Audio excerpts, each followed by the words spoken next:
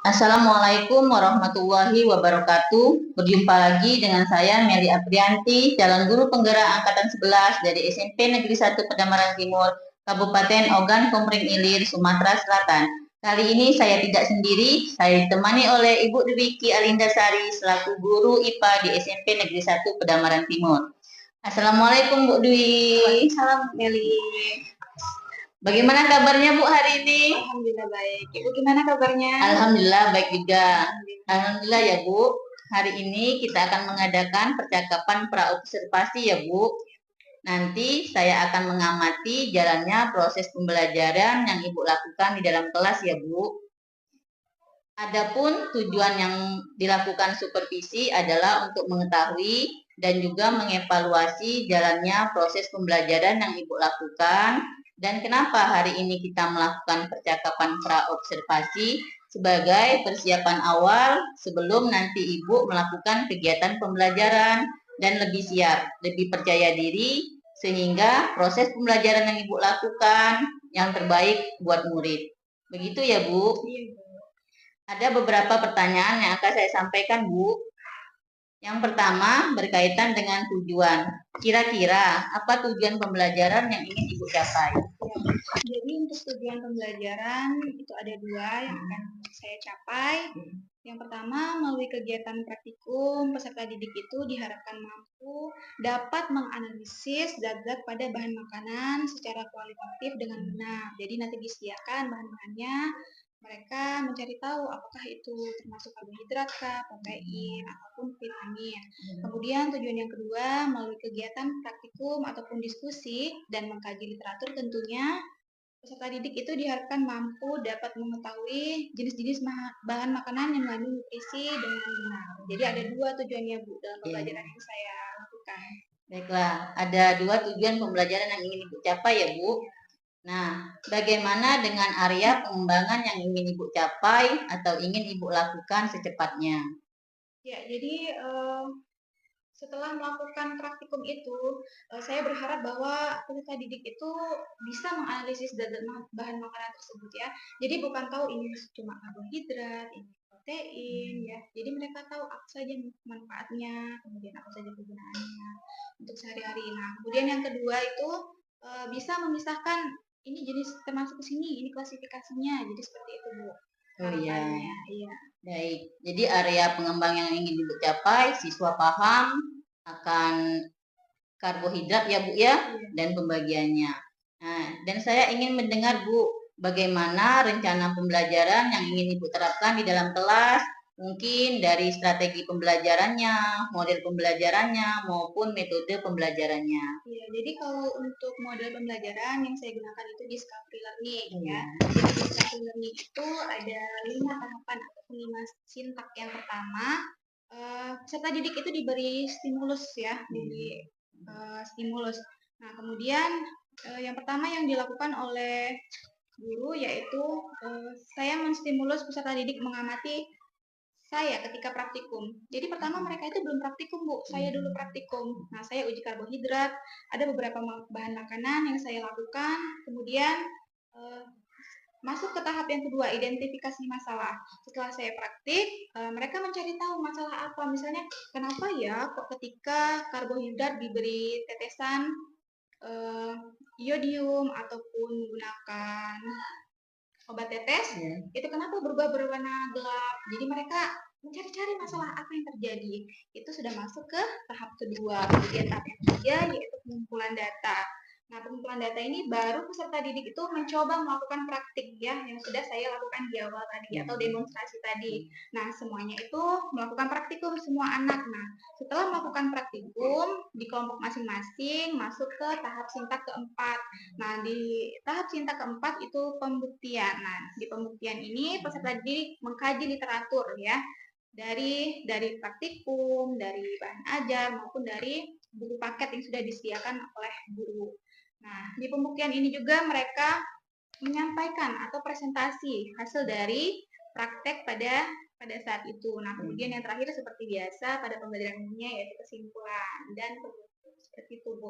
Itu untuk model pembelajarannya. Nah, kemudian di sini juga saya gunakan Diferensiasi produk di akhir ya. Jadi anak-anak saya bebaskan untuk meringkas materi pada hari itu, mau membuat laporan boleh, mau buat mind mapping, kemudian ada juga infografis di situ saya bebaskan anak-anaknya. Dan tidak lupa juga kompetensi PSE saya sebutkan pada pembelajaran pada praktikum tersebut. Baik Bu ya, jadi rencana yang Ibu terapkan menggunakan model pembelajaran Discovery Bu ya. Ya. Ibu juga akan menerapkan menggunakan strategi pembelajaran berdiferensiasi ya Bu ya, dengan diintegrasikan dengan pembelajaran sosial emosional dan juga dengan metode diskusi juga kan? Ya. Kemudian penugasan dan tanya jawab Bu ya. Dan bagaimana dengan media pembelajaran yang akan Ibu terapkan di dalam kelas? Nah, kalau media pembelajaran itu yang saya gunakan tentunya alat dan bahan praktek ya, itu sudah saya siapkan di awal. Kemudian ada sudut proyektor, PowerPoint, kemudian ada di depan itu seperti pertanyaan pemantik. Jadi saya bantu untuk anak-anak mengidentifikasi masalah. Jadi seperti itu. Ada juga bahan ajar. Ibu, kira-kira kapan nih Ibu akan melakukan pembelajaran tersebut dan hari apa, di kelas berapa, dan juga jam keberapa? Ya, baik Bu. Jadi untuk pembelajaran ini akan saya lakukan di kelas 81, yaitu pada hari Senin 30 September 2024, yaitu jam 9.10 atau jam terakhir Bu. Jadi hari Senin besok ya Bu ya, kelas 81 jam ke 9.10 ya. Saya akan datang ke kelas Ibu. Saya akan melakukan supervisi kelas, saya akan melihat dan juga mencatat hal-hal apa saja yang terjadi di dalam kelas ya Bu. Nah, nanti setelah Ibu melakukan kegiatan observasi atau pembelajaran di dalam kelas, kita akan mengadakan percakapan yang terakhir ya Bu. Percakapan pasca observasi yang nanti akan didampingi juga oleh pengajar praktik ya Bu. Sebelum kita akhiri, apa yang Ibu dapatkan dari hasil percakapan kita hari ini Bu? Oke, jadi untuk hasil percakapan kita pada hari ini yaitu persiapan sebelum ajar, tentunya model, metode, alat dan bahan, serta media yang akan digunakan pada saat observasi nanti Bu. Baik Bu, terima kasih atas waktunya dan sudah bersedia berbincang-bincang dengan saya di percakapan pra observasi. Sampai bertemu di kegiatan observasi kelas hari Senin ya Bu. Demikian percakapan kita hari ini. Sampai bertemu di kegiatan observasi kelas dan kegiatan pasca observasi. Wassalamualaikum warahmatullahi wabarakatuh. Terima kasih Bu. Sama-sama. Assalamualaikum warahmatullahi wabarakatuh. Waalaikumsalam warahmatullahi wabarakatuh. Selamat siang semuanya. Siang. Masih semangat untuk belajar?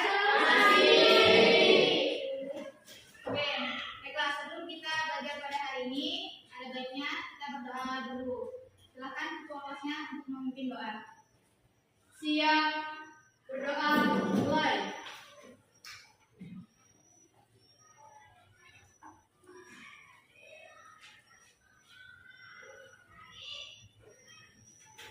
Berdoa selesai. Hari ini siapa ya nggak masuk? Sana. Ya, besok aja. Auti. Lagi ada. Auti Ya, ada di. Ya, keterangannya Pak. Apa atau Adin? Terus siapa lagi? Rorazi. Ada lagi nggak? Rara. Savitri, Bu. Semuanya hadir ya. Kasan, Bu. Kausan. Ausar. Izin Bu. Nanti temennya dikasih tahu ya. Kalau hari ini ada praktikum, ada tugasnya juga. Baiklah, sebelum mulai pembelajaran hari ini, silakan siapkan buku paket IPA-nya. Buka halaman 32. Ada di bab 2, sistem pencernaan. Bagian nutrisi.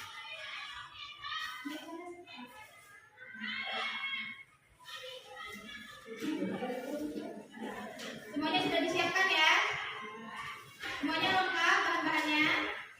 Baiklah, sebelum kita belajar, kita siapkan dulu buku-bukunya. Kita ice breaking dulu biar semangat ya belajarnya. Silakan sampai maju ke depan. Charles boleh? Sama Rizky. Ayo sini sampai bareng-bareng. Oh, mungkin nggak apa-apa. Sini. Kamu ikut bertiga.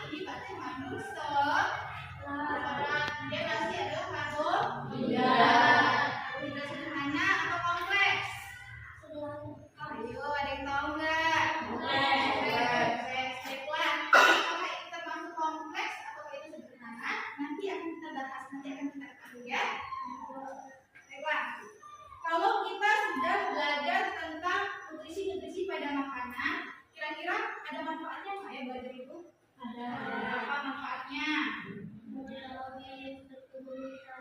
Iya, mengetahui makanan yang bagi putri. Bagus, Rizky. Ada lagi yang tahu? Ibu tambahin ya. Kalian bisa mengetahui jenis-jenis karbohidrat. Jadi kalau makan karbo berarti kenyang nggak? Kenyang. Ya. Bisa tahu protein juga. Ya. Lalu apa yang terjadi kalau kita tidak makan?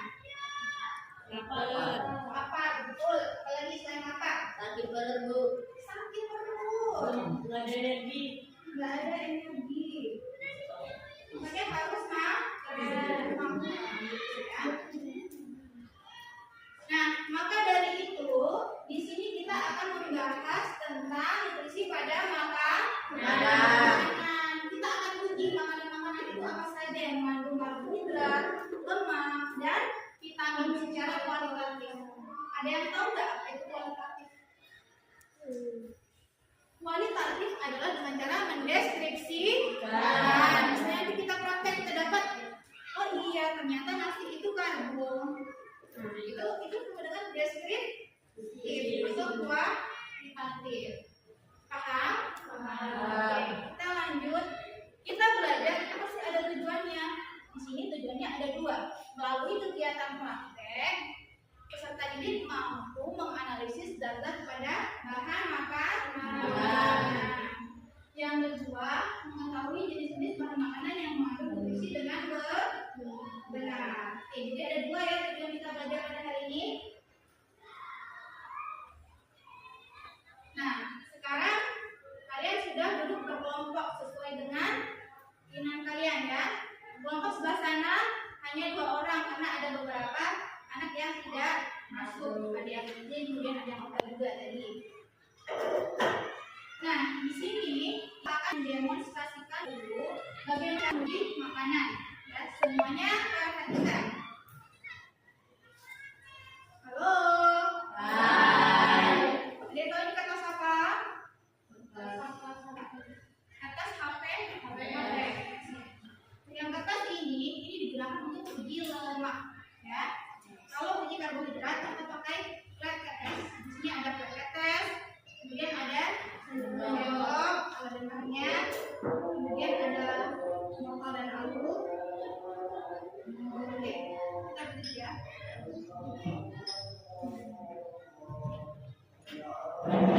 Halo. Hai.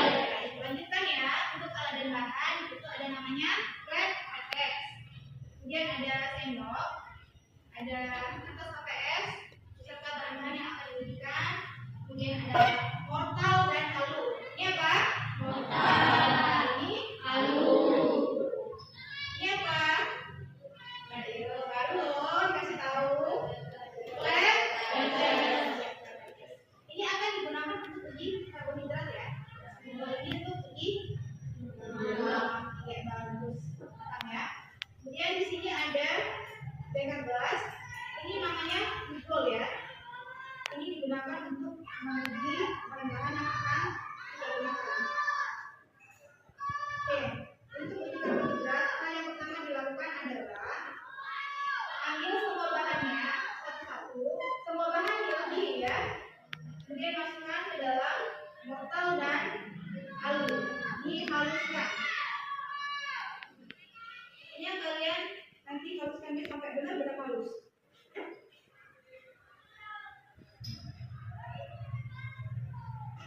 Seperti ini ya.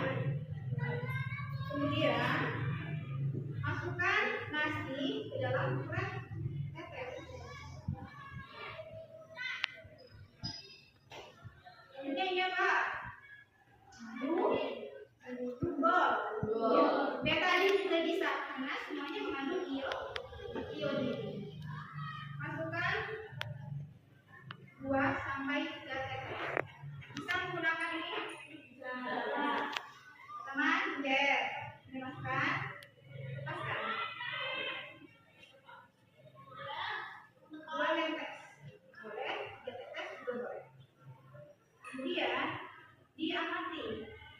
Jika terjadi perubahan menjadi warna gelap, itu artinya iya betul mengandung karbohidrat.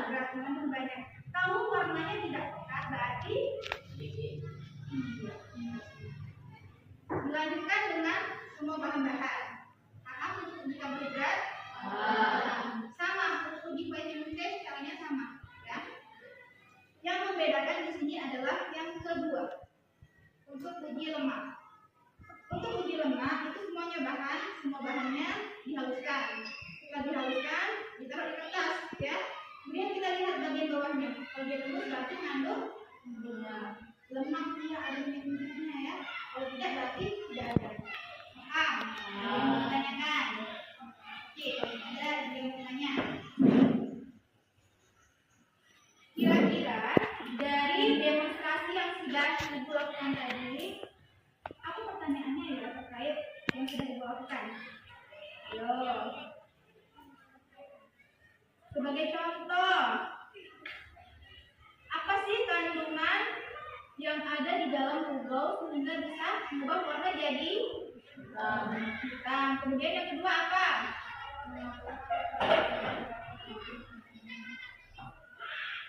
Iya, betul. Mengapa larutan tersebut berubah warna? Ya, terima kasih ya untuk yang sudah mengajukan pertanyaan. Nah, sekarang silakan perwakilan dari kelompok untuk mengambil alat dan bahan yang sudah disediakan. Perwakilan saja. Berdua boleh? Berdua juga boleh? Nomor satu. Baiklah, semuanya perhatikan dulu. Di meja sudah Ibu bagikan LKPD. Bagian semua enggak? Bagian. Kelompok sudah dapat ya. Nah, di sini Ibu akan menjelaskan mekanisme pengerjaan LKPD-nya. Di bagian pertama itu ada kelompok ya. Kemudian nama-namanya. Silakan ditulis. Sudah belum? Sudah. Kemudian ada CP dan petunjuk belajar. Di situ juga ada beberapa dasar teori terkait pembelajaran ini, yaitu nutrisi pada makanan. Untuk langkah kerja, di situ sudah dipersiapkan langkah-langkahnya. Silakan kalian baca. Kalau ada yang tidak paham, bisa ditanyakan ke ibu ya. Nah, bagian B ada data hasil pengamatan nggak? Ada nggak tabel-tabel? Ya, tabel ada ya. Nah, kita semuanya yang tabel. Di situ ada bahan diisi bahan-bahan yang ada, misalnya nasi. Kemudian perubahan warna, ada nggak perubahannya? Misalnya gelap atau bukan. Kemudian keterangan. Di sini pekat misalnya. Kalau tidak pekat berarti ditulis tidak pekat. Nah, itu sebagai contoh. Keterangan. Uji kebun hijau. Sampai di bagian data hasil pengamatan semuanya paham? Paham. Ya, berlanjut sampai bawah. Misalnya putih telur, kuning telur. Putih telur dan kuning telurnya dipisahkan ya, karena pasti dua bahan itu berbeda. Ada yang kandungannya banyak, ada yang tidak. Jangan lupa di bagian belakang lembar selanjutnya itu ada soal. 4 soal, silakan dikerjakan beserta kesimpulannya. Silakan mulai.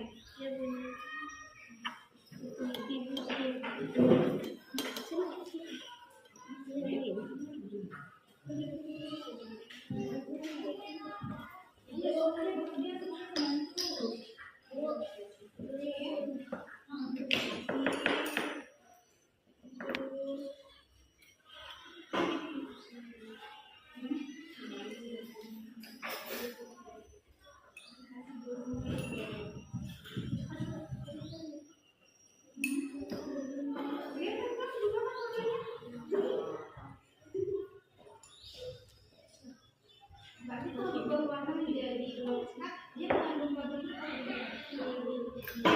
Kita uji pada bagian yang kedua.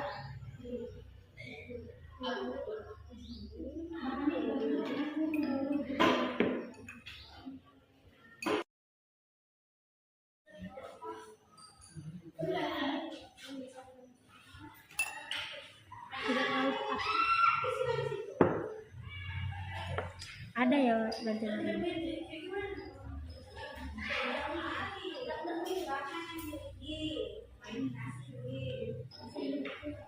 Itu Bu, ini tuh apa Bu? Ini nanti praktek vitamin.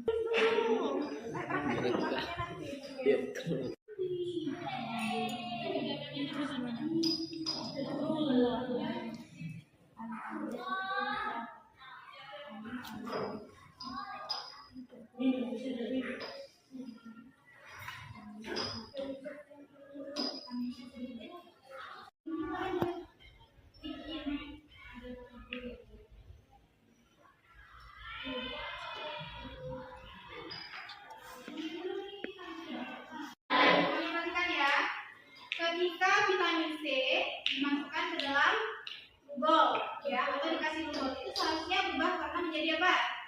Ungu, menjadi putih atau bening, maka dia akan mengandung vitamin C. Kenapa dia tidak berubah? Ada yang bisa tahu nggak? Kurang banyak. Kurang banyak apanya? Vitamin C. Iya betul, kurang banyak vitamin C. Kalau mau bagus itu pakai apa yang banyak vitamin C? Jeruk boleh. Rizky, lakukan. Kemudian apa lagi? Selain jeruk? Lemon. Lemon. Misi mau tahu nggak? Yang botolan? Nah, itu juga bagus ya. Berarti aloe mengandung sedikit vitamin C. Nah, sudah selesai semuanya? Sudah. Lari ke NKTB. Kita masuk ke dalam tahap presentasi. Siapa yang mau maju duluan? Ayo presentasi.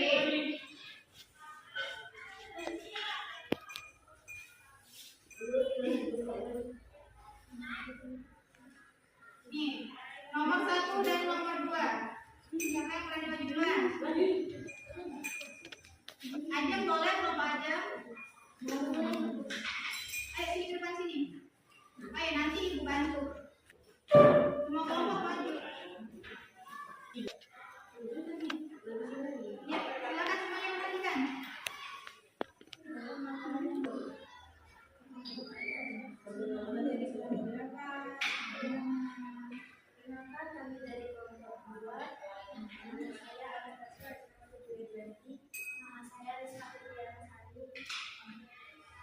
Ya, kami presentasikan.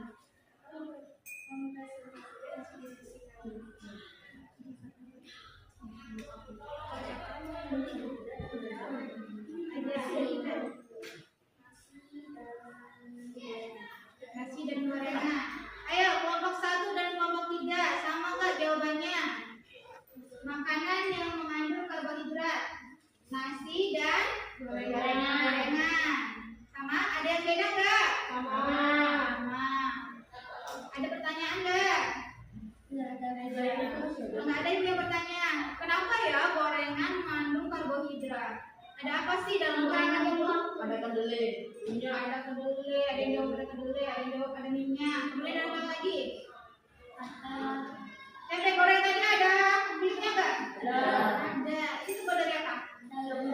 Iya, dari tepung dan gandum. Jadi yang betul adalah karena ada tepung. Tepung mengandung karbohidrat. Kalau kedelai itu mengandung protein. Iya, silakan tepuk tangan pada kelompok Ajeng.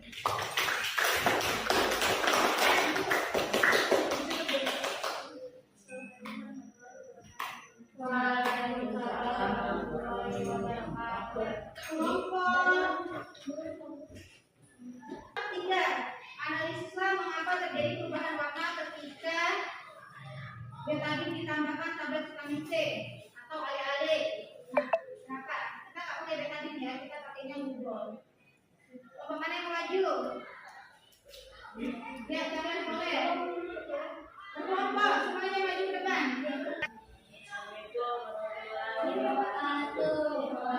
Waalaikumsalam warahmatullahi wabarakatuh. Perkenalkan nama saya Nova Azam. Perkenalkan nama saya Nana Saktajaya. Perkenalkan nama saya Nanda Maneta. Perkenalkan nama saya Pandi. Saya dari kelompok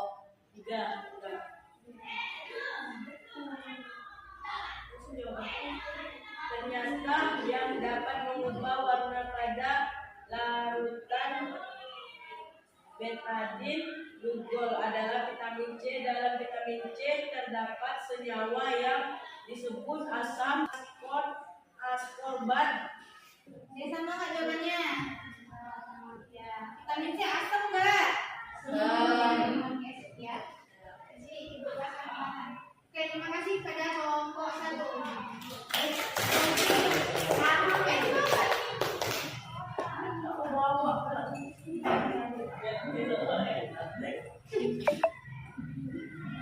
Kelompok terakhir.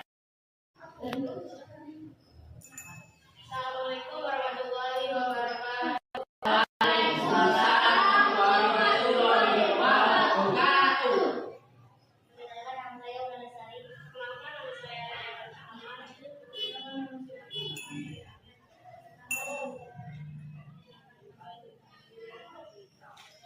Mengapa kita harus memakan berbagai jenis bahan makanan untuk memenuhi kebutuhan tubuh kita? Tubuh memerlukan berbagai zat untuk berfungsi optimal, menjaga berat badan yang sehat. Apa tadi? Tubuh membutuhkan berbagai zat untuk berfungsi optimal. Oke, pertanyaan, mengapa kita harus makan berbagai jenis bahan makanan?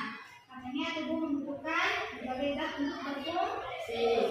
Bagaimana emangnya? Ada yang jawab sama berbeda? Ya. Bisa saja ngomong.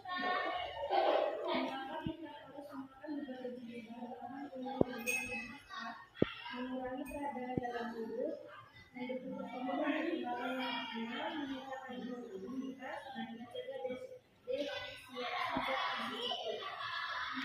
Ada yang mencegah defisiensi zat gizi, kemudian mengurangi peradangan dalam tubuh. Silakan pertama untuk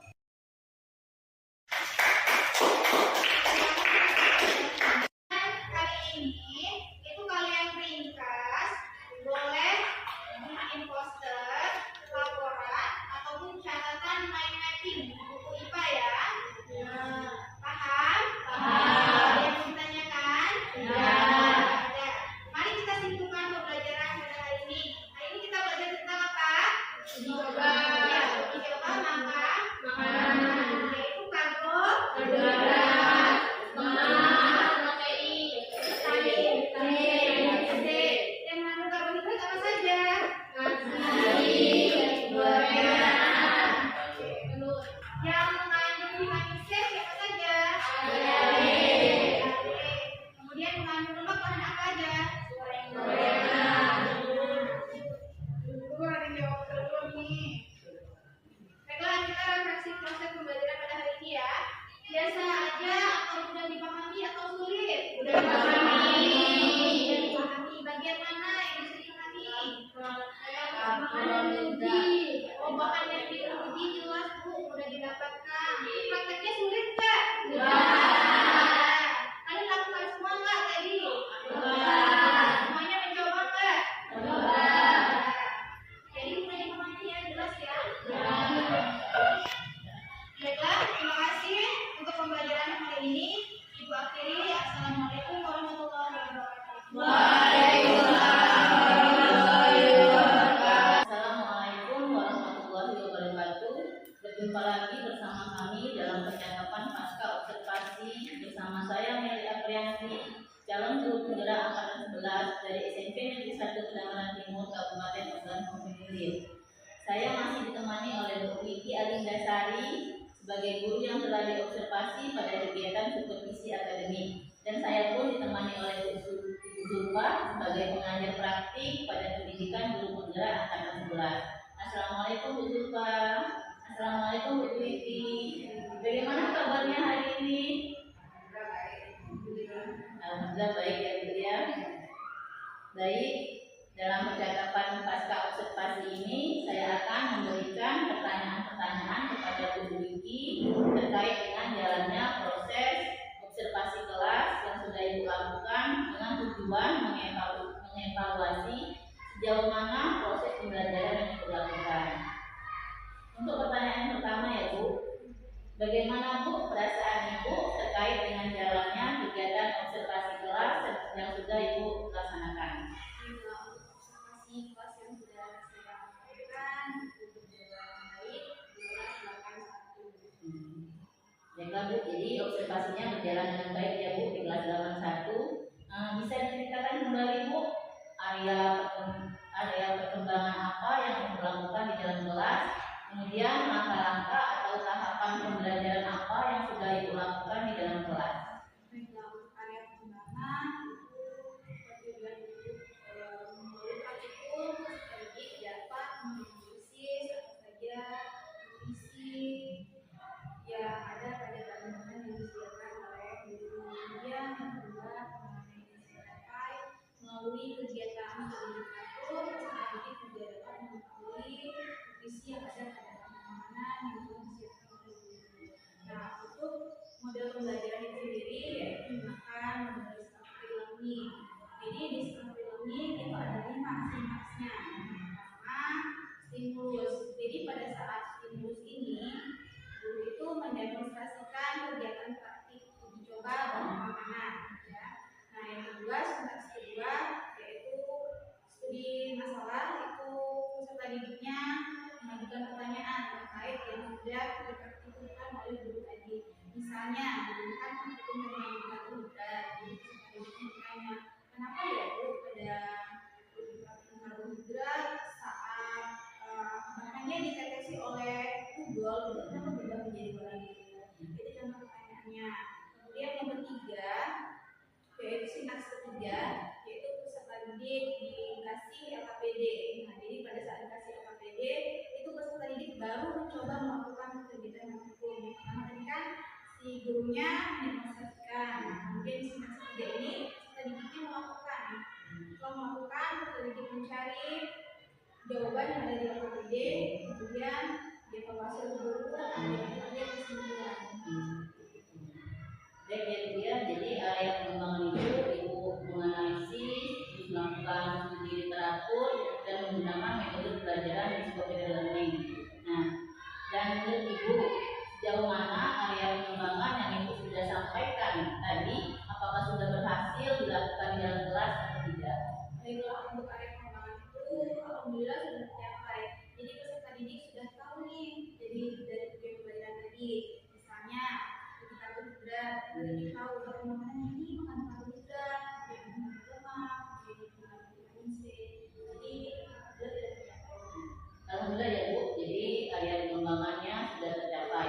Nah, menurut Ibu, ada nggak sih kekurangan atau mungkin kendala-kendala yang Ibu hadapi pada saat melaksanakan proses pembelajaran di dalam kelas? Ya, kalau untuk kendala itu lebih ke eksplorasi ya Bu ya. Nah, jadi pada saat kegiatan uji coba pengamanan tersebut, itu seharusnya kan semua peserta didik mencoba nih. Misalnya uji karbohidrat ada beberapa bahan makanan, ada 5. Nah, jadi peserta didik itu misalnya si A, bahan 1, si B, bahan 2. Nah, harapannya, sebenarnya bagusnya semuanya mencoba dan jadi satu-satu. Terkendala dengan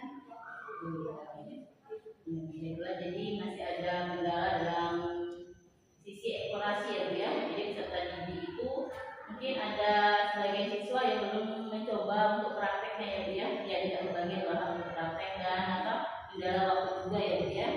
Ya. Kalau menurut pendapat Ibu, bagaimana cara mengatasi agar murid-murid tersebut dapat praktek semua gitu? ya, untuk tidak lanjut. Iya. Mungkin ini mengurangi bahannya, misalnya karbohidratnya tadi ada 5, dikurangi ada 3, misalnya ya. Pertama ada nasi, kemudian dua kentang, yang ketiga telur. Kenapa telur? Karena untuk menjadi bahan perbedaan. Jadi semuanya bisa mencoba.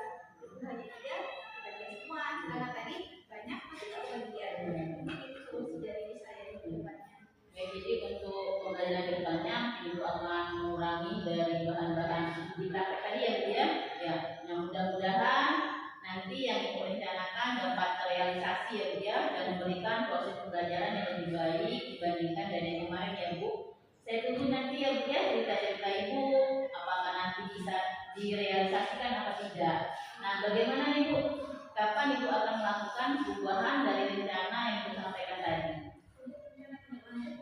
Di pembelajaran ya, paling kan terutama di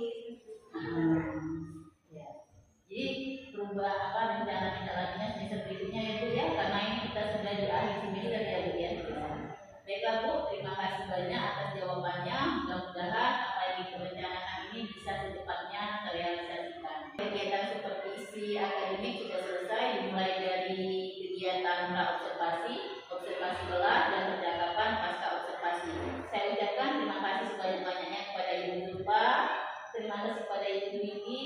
Saya akhiri. Wassalamualaikum warahmatullahi wabarakatuh.